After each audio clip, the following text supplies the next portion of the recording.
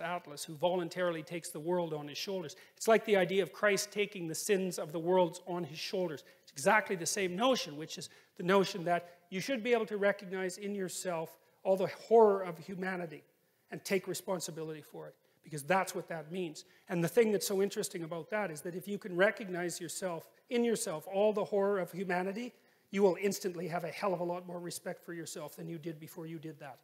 Because there's some real utility in knowing that you're a monster.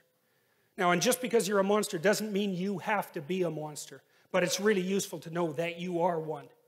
So, one of the things that Jung knew, and this is something that I find so amazing about his writings, and I think something that really distinguishes him, for example, from Joseph Campbell, who talked about following your bliss, is like Jung said very clearly that the first step to enlightenment is the encounter with the shadow.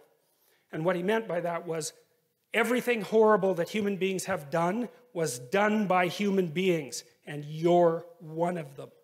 And so if you don't understand that, and to understand that really means to know how it was that you could have done it. And that's a shattering thing.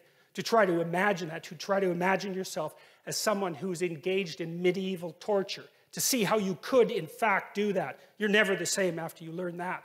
But being never the same after learning that is unbelievably useful, because when you understand that that's what you're like, then you're a whole different creature.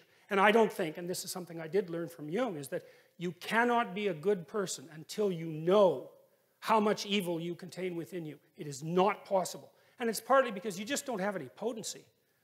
Like, if you're just naive, if you're just nice, if you'd never hurt anyone, you'd never hurt a fly, you don't have the capability for any of that, why would anyone ever take you seriously? You're a domestic animal at best, you know, and a rather contemptible one at that. And it's a very strange thing, because you wouldn't think that the revelation of the capacity for evil is a precondition for the realization of good.